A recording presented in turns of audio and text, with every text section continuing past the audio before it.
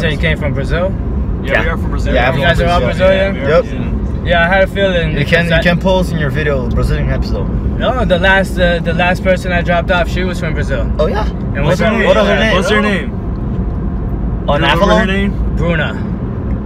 Oh, you just dropped Bruna We here. met her in the elevator. Oh, okay. Oh, you met her? It's our friend's girlfriend. Yeah, exactly. That's your friend's girlfriend. That makes sense. That is funny, yeah, because I was thinking too when you guys got in the car and started speaking Portuguese, right? Yeah. I was trying to recognize. I was like, is that Brazilian? Yep. There you Yeah, go. Yeah, we know her actually.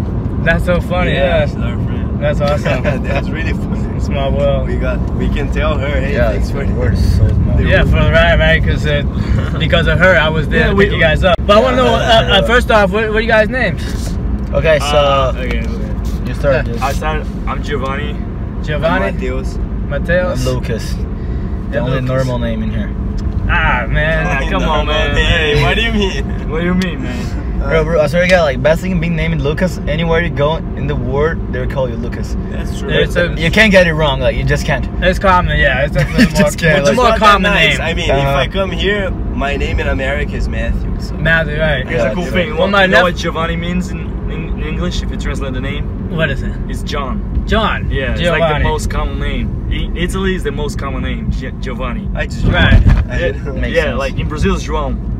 Jerome? João. João. It's like the same as You John, can't but in spell it. Portuguese. Jean. you can't- Oh, you Jean. Like, it's like J-O-A-O, and it With has a like little an accent snake on in the A. A. Bro, it's just impossible. I had a friend. go straight. I had a Yeah, friend I was- called Juan in Canada. You just can't get it right. You just can't do it. It's like there isn't like a sound in English that pronounces the same way, so you just can't repeat it. You know. Right.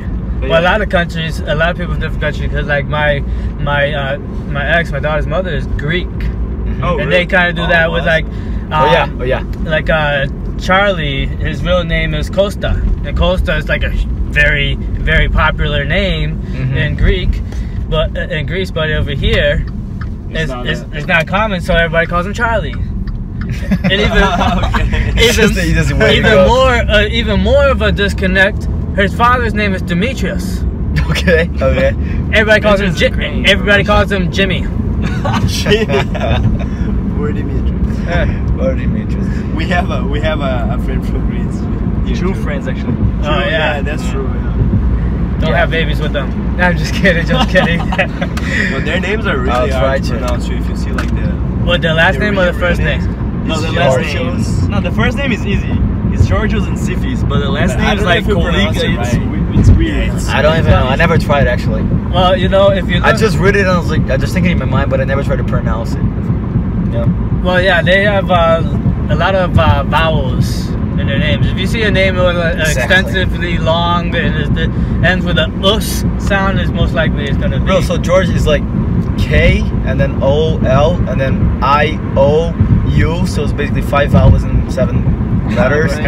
And then you have Kas, that's K again, and then A S, so it's basically what 7 vowels in You lost count. It's 10 letters, you know. Too many. Like It's too seven- many. It's taking up time on this so video. many. Yeah, I should have been doing that. You know. But what about you guys? What brings you guys here to America from Brazil? I just graduated. I'm looking for jobs now. Ah, congratulations on that, Giovanni. You're not in the camera. Oh, I'm not in the camera. Everybody's like, "Who's that talking?" No, it's me. Hey, Yeah. Giovanni. There you go. There we go. Yeah. Now they can see me. Yes. So what'd you graduate for? Like, what was your major? I was doing a master's degree in marketing.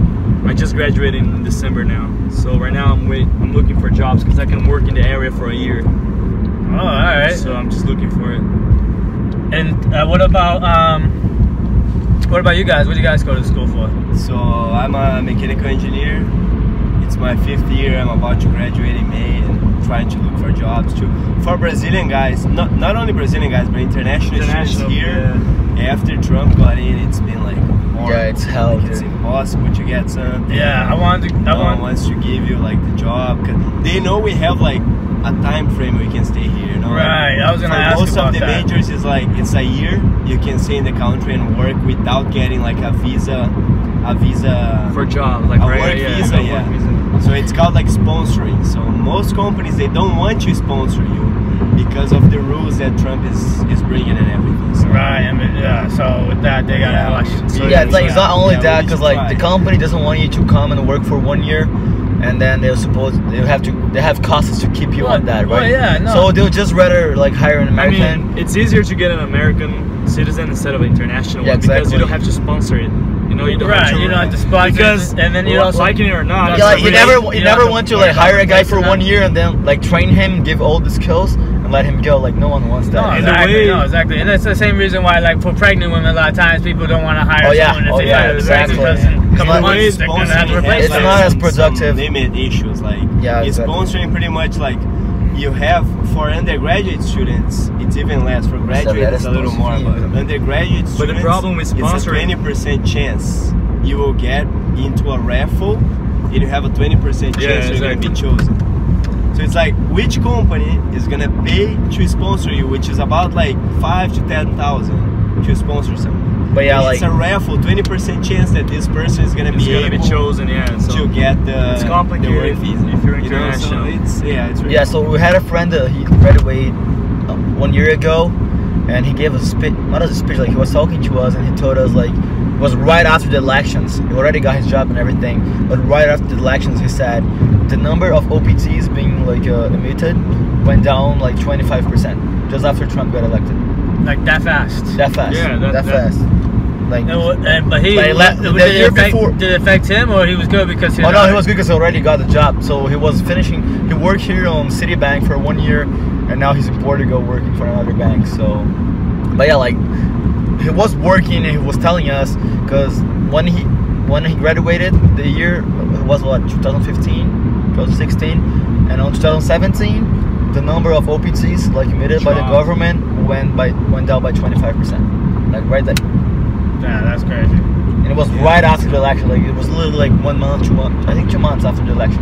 What about you, Lucas? What do you go to school for? I'm a double major. I do finance and supply chain management. Okay. Yeah. So And, what do you, I'm graduating on December 2019. So like I have 2 years more, 1 year and a half. so do you guys have end games like with you once you graduate and stuff? Like I know Giovanni's looking for something right now. Yeah. But before you graduated, did you have something in mind? I mean, like right now I'm going after internships. yeah, like they can do internships. I can't do internships anymore Yeah, because I because graduated. Because you graduated, right? But Yeah, I don't know if I once you can- graduate, you gotta work in the area that you studied. So I have to work in marketing. So I can get like a regular job. Like let's say I don't know, any kind of job besides marketing, I can do it. No, You know, but- because I have to work in the area. right, to be able to stay, because Yeah. otherwise you're gonna have to be deported. Is that what it is? Yeah, that's how it works. The way it works is like that. You Exactly. choose the starting date for your OPT, which is optional practical training. In my case, it's February 1st. So you have 90 days, aka 30 months, to get a job. If you stay more than 90 days unemployed, I get kicked out of the United States and I gotta go back home. So I have basically 90 days to get a job. Otherwise, I just have to go back home. They cancel my the OPT. Yeah, for you to kind of know how hard the system is here. So last semester I went to a couple of conferences, and one of them was an engineering conference, right? And I got a couple of interviews from Honeywell. They have a facility here in Clearwater. Great facility. It's mostly related to aerospace and everything. So I had 3 interviews with them. The third one was on site. I had 2 managers that interviewed me. They both liked me a lot and everything. The guy called me 2 days after the interview, the third interview, and he's like, "I'm here to offer you the job. So here is your salary. Here is when you're gonna start working. All of the benefits you have and all of that. I'm glad we're like choosing you. Do you accept the offer?"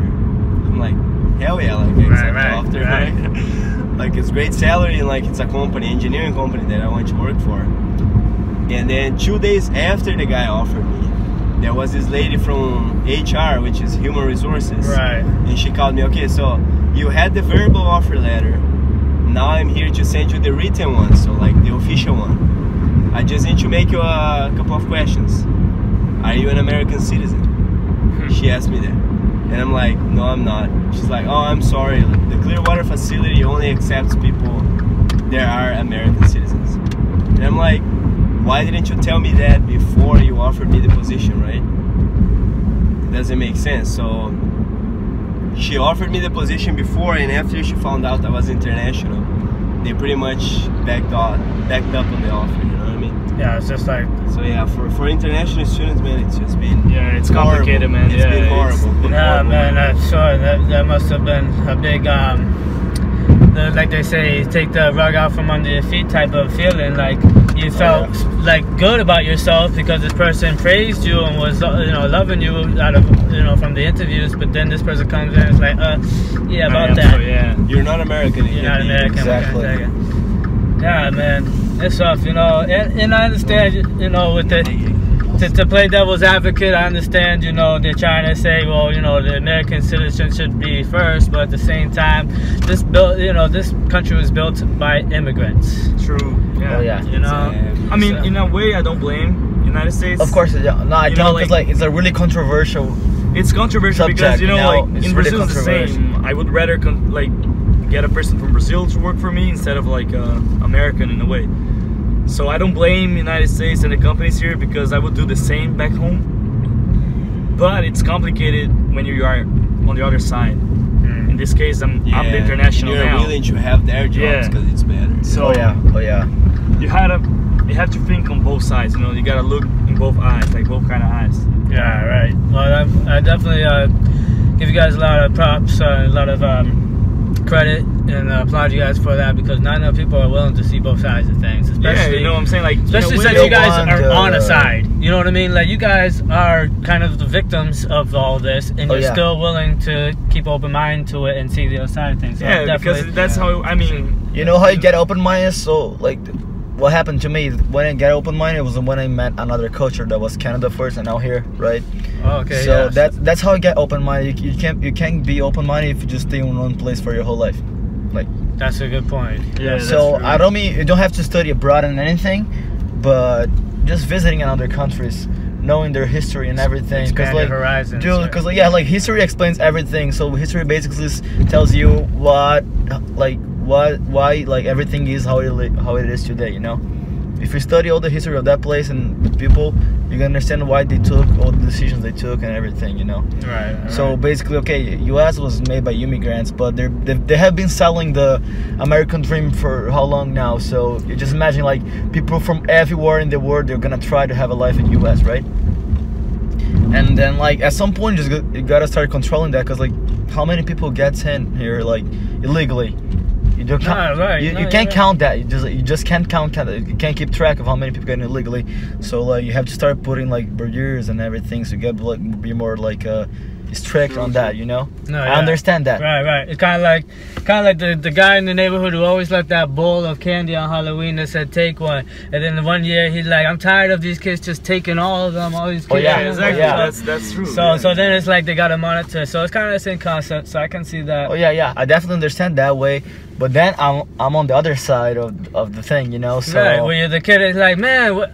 I need a job, you know, like I just want I'm not one of those kids that take more than one candy, you know what I mean? It's not fair that I got, you know what I mean, that I can't get candy no more, you know what I mean? So like That's the way I think there's like always two sides on the coin, right? So, right, exactly. So it's the same, it's a difficult situation, you know, and and you know, and I mean if it was simple it wouldn't be a problem. Right. You know? Well, hey, you guys been great. I'm gonna wrap this up though, because we almost at our destination, man. All right, man. Sounds guys, good. Right, hey, definitely appreciate y'all. Best of luck with everything you guys got going on. Oh yeah, man. Futures, man. For real. It was a really nice ride. It's definitely a good one, man.